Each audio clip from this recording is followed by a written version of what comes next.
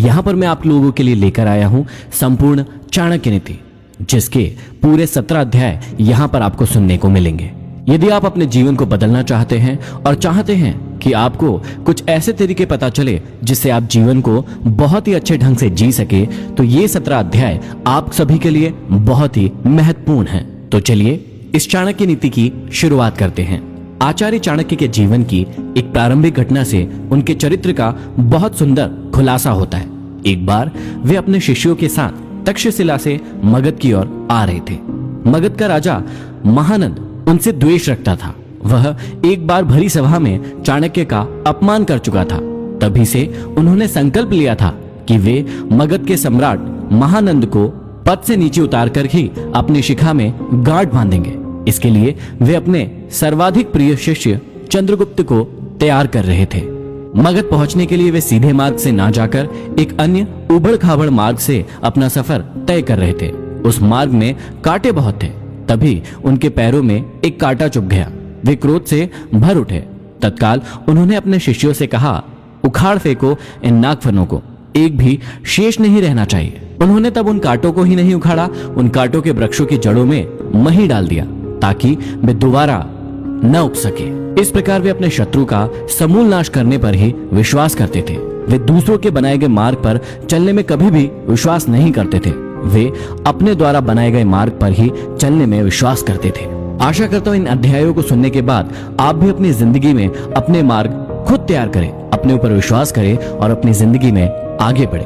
तो चलिए प्रारंभ करते हैं। प्रथम अध्याय में श्री चाणक्य श्री विष्णु भगवान को नमन करते हुए समझाते हैं कि राजनीति में कभी कभी कुछ कर्म ऐसे दिखाई पड़ते हैं जिन्हें देखकर सोचना पड़ता है कि यह उचित हुआ या अनुचित, परंतु जिस अनीतिकारी से भी जन कल्याण होता हो अथवा धर्म का पक्ष प्रबल होता हो तो उस अनैतिक कार्य को भी नीति सम्मत ही माना जाएगा। उदाहरण के रूप में महाभारत के युद्ध में युधिष्ठिर द्वारा अश्वत्थामा की मृत्यु का उद्घोष करना यद्यपि नीति विरुद्ध था, पर नीति कुशल योगीराज कृष्ण ने इसे उचित माना था, क्योंकि वे गुरु द्रोणाचार्य के विकट संहार से अपनी सेना को बचाना चाहते थे। आगे चाणक्य समझाते हैं कि मूर्ख छात्रों को पढ़ाने से, दुष्ट स्त्री के पालन पोषण से और दुखियों के साथ संबंध रखने से बुद्धिमान व्यक्ति भी दुखी होता है। इसका मतलब यह नहीं है कि मूर्ख शिष्यों को कभी उचित उपदेश नहीं देना चाहिए।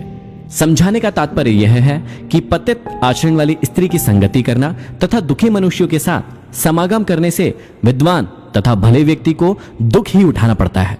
वास्तव में शिक्षा उसी इंसान को दी जानी चाहिए जो सुपात्र हो। जो व्यक्ति बताई गई बातों को ना समझे, उसे परामर्श देने से कोई लाभ नहीं है। मूर्ख व्यक्ति को शिक्षा देकर अपना समय ही नष्ट किया जाता है। यदि बात दुखी व्यक्ति के साथ संबंध रखने की है तो दुखी व्यक्ति हर पल अपना ही रोना रोता रहता है। इससे विद्वान व्यक्ति की साधना और एकाग्रता भंग हो जाती है। आगे श्री चाणक्य हमें समझाते हैं कि दुष्ट स्त्री, छल करने वाला मित्र, पलटकर तीखा जवाब देने वाला नौकर तथा जिस घर में सांप रहता हो उस घर में निवास करने वाले गृह स्वामी की मौत में संशय ना करे, वह निश्चित ही मृत्यु को प्राप्त होगा। घर में यदि दुष्ट और दुष्चरित्र वाली पत्नी हो तो उस पति का जीना ना जीना बराबर ही है। वह अपमान और लज्जा के बोझ से एक तो वैसे ही मृतक के समान है, ऊपर से उसे सदैव यह भय भी बना रहेगा कि यह स्त्री अपने स्वार्थ के लिए कहीं उसे विष न दे दे।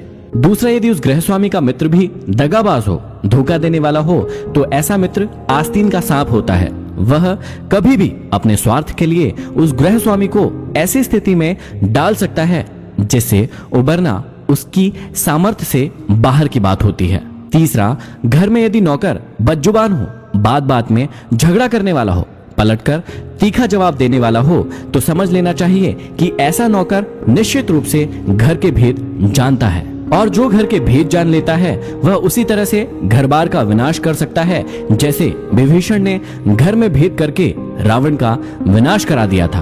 तभी मुहावरा भी बना, घर का भेदी लंका ढाए।